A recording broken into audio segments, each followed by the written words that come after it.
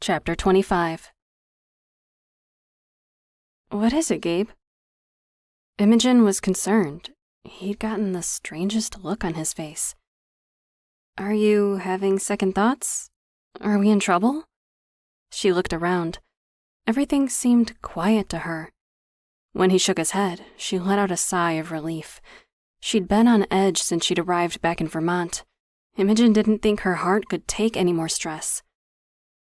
He stood slowly and walked over to her, eyes never leaving her face. In her fear, she'd let go of some of the rage and hurt for a brief moment. He stood in front of her, not daring to reach out, but drinking in her features. Then he shook himself like he was coming out of a trance. Imogen was mystified. Get comfortable. There aren't many places to sit, but my buddy usually leaves camping chairs around so we don't have to bring them with us. There's no bed, but we'll have to find some blankets and sleep in front of the fire. With that mic drop, he walked over to the small kitchenette and began to look through the bare cupboards. Imogen had never once considered their sleeping arrangements. In another universe, where today's events hadn't happened, she'd be positively gleeful at the romantic opportunity. Now she could barely look at him. She'd seen him kissing Anita. Her mind raced with questions again. How long had that been going on? Did they have a history? Why would he invite her to stay and throw it in her face? That didn't seem like something he would do. How was she going to sleep next to him all night without touching him? She wanted to run, just get out of the situation, but there was nowhere to go. Not with a raging storm outside. Besides, she had no idea how far they were from home, or what direction. She needed him, at the very least, to get her out of this alive. What happened after that was anyone's guess. She'd never relied on a man for her happiness before. She wouldn't start now. Banging drew her attention. Gabe had found a couple cans of pasta and was pouring one into a pot. Once he was done, he placed it on top of the wood-burning stove to cook. When he saw her watching him, he smiled. We'll have a little meal, then turn in. The storm should be on its way out overnight. We'll feed and water the horses, then get an early start. Are you sure one can is enough for us both? Gabe was a big man. He usually ate much more. It's best to ration in case we need to stay here for more than one night. Imogen's eyebrows rose. Do you really think we'll need to be here multiple days? I hope not, he replied, his eyebrows drawn low. If we don't find fortune tomorrow, though, Imogen, well... He couldn't dash her hopes. We'll deal with it as it comes. Tomorrow is a new day, and the snow will make it easier to track him if he's on the move. Imogen had been thinking the same. It would be slow going, though, since it was deep. Gabe stirred the pasta, then brought over an extra spoon to where she sat, trying to get warm in front of the stove. There weren't any bowls, so they had to eat out of the pot. It felt extremely intimate. Imogen couldn't remember a time when they were ever truly uncomfortable with each other until now. She hated it. Her pride was hit, hard, but they'd been friends first. She took a deep breath and extended an olive branch.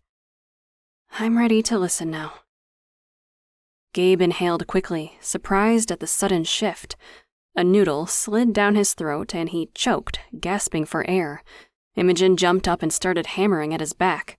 Finally, the noodle broke free and he coughed it out, gasping for air, hand on his chest. Her hand remained for a moment on his back. When he turned to look at her, eyes piercing, she couldn't take it. She dropped her eyes and stepped back, putting space between them once again. I'm not making any promises, but you're not the type of guy who would go around cheating. I know that much of you. So, I'm ready to hear what you have to say. When he didn't respond right away, just looked at her with a longing that threatened to make her cave, she added, That is, if you have an explanation. I do. He nodded, reaching out to take her hand. She pulled away and went to sit down near the fire again, waiting. He followed her, sitting down across from her and leaning his elbows on his knees. His hands steepled, covering his mouth as he considered where to start. He watched as Imogen drew patterns on the floor with a finger, biting her lip gently. First, I want to be abundantly clear that there is nothing between Lopez and me. There never was. He watched her frown, but she didn't say anything. What you saw was a blip, a total freak thing. I'm not saying it wasn't wrong, but I've already spoken to her and told her it was inappropriate. She's gone. What do you mean she's gone? Gone. She's not going to be at my house when we get back. I told her that I'd tell you everything. It wasn't fair to keep it from you, and I'm sorry for that. I thought I was keeping her confidence. But you're my girlfriend. We're a team. Or we should be. We shouldn't have any secrets. That's on me. Imogen was still angry and hurt. Only time would help that. But this was a promising start. She motioned to him, keep going. Thank goodness, he thought, relaxing at her willingness to listen. Okay. Remember when Lopez showed up? She nodded. How could she forget? Well, I hadn't heard from her in over a year. I had no idea she was even in the States. When she appeared on my porch with no notice, I panicked. I didn't know what was going on or what brought her, so I tried to keep you out of it. Imogen spoke up, whispering. Yeah, I remember. You pulled a gun on me. He closed his eyes and ran a hand through his hair. I can never apologize enough. I've been making mistake after mistake with you. I was on high alert, and you were supposed to stay in the car. When have I ever done what you asked? They both huffed out a laugh. Today, actually. You were great. Amazing, even. I was so impressed how you stepped up in this situation. But I'm getting off topic.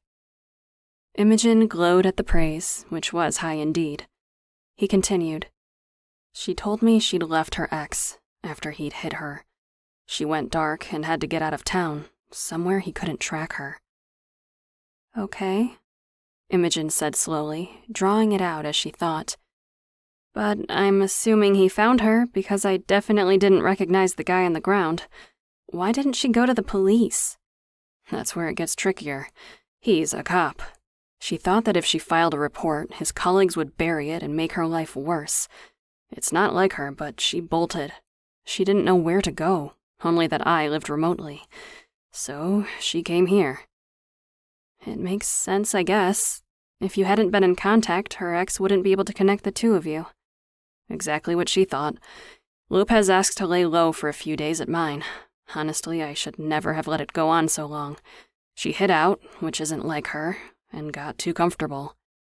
Yeah, way too comfortable. It's been weeks. Was that the first time? She almost didn't want to know the answer, but it mattered. The only time, he responded, knowing she was referring to the kiss. There has never, ever been anything between us. I would never have allowed her to stay if there was. It wouldn't have been fair to you. Imogen raised an eyebrow. Okay, it still wasn't fair to you. You've been more than generous and never even blinked when she showed up. Oh, I blinked, but I was hoping you'd talk to me about it. You never did. I didn't mean to shut you out. It's just, I'm not good at speaking about my feelings. I've never shared my life with anyone before. We don't share our lives now, Gabe, Imogen pointed out. We're still new and have our independence. I think that's a good thing, but that doesn't mean we can shut each other out. I know. I've made a lot of mistakes. He paused. I don't know how her ex tracked her. I still haven't figured that out. I went for a ride late this morning, and when I came back, he was inside, and she was zip-tied on the couch. Oh my goodness, Gabe, that's crazy. He agreed. Gabe couldn't say he wouldn't have given Lopez a safe place temporarily if he had known, but he would have taken precautions. It was Fortune who tipped me off. He'd been jumpy all day. I thought it was the storm. I think he sensed someone watching the house, waiting for me to leave. Imogen leaned forward, now caught up in the story. What happened? Gabe leaned back, mirroring her movements, resting his arm on the ground as he looked at the fire. We got into a fight. He's a scrapper. Well, was a scrapper. He winced at the memory, and she noticed now that he had been moving a little more slowly than usual. Was he hurt? We ended up in the yard after I disarmed him, and Fortune broke through the gate. It was too much for him. He just barreled through and trampled him. He looked up at Imogen now, eyes wide. He saved us. Imogen didn't know what to feel. It was quite a story. And then? He bolted, knocking him over and running off. The next thing I knew, Lopez was kissing me. He shook his head as if to shake off the memory. I can't know exactly what was going through her head, but I told her it could never happen again. She apologized. Sometimes the adrenaline rush is so much that people do things they wouldn't ordinarily. She must have been scared for a long time, Imogen mused. I can't imagine what it would be like to live with that kind of fear, and then suddenly be free. As much as Imogen hated the woman who had stepped over the line, she knew he was in a relationship after all. She could still empathize with her story. Even if he'd gone to jail, she would have always wondered if he was going to come after her one day. You're probably right. I left her with the sheriff. He was going to take her statement and then take her to Harper's to get organized. She's leaving, for good. Imogen was relieved to hear it. She hated that he kissed someone else, but it wasn't as bad a situation as it had appeared at first look. Well, there was a dead body on his lawn. That was pretty bad, but she'd imagined a torrid affair under her nose. Well, I understand why she was here now. I still reserve the right to hate her for jumping you like that. She crossed a line. Big time. I won't argue that. She was completely out of line, and she owes you an apology. She really does. I want to be mad, but I just feel sorry for her. She was grasping for some stability and protection. Imogen could understand why she would be drawn to Gabe. He embodied both those things. There's something else I need to apologize for, Imogen. Gabe's tone was serious, his eyes piercing. She felt her stomach drop out. Imogen wasn't sure if she could handle more bad news. The fact that he referred to her by name rather than Jersey revealed its importance. She gulped. This was it. She had a feeling this big reveal could change everything. She didn't know if she was ready.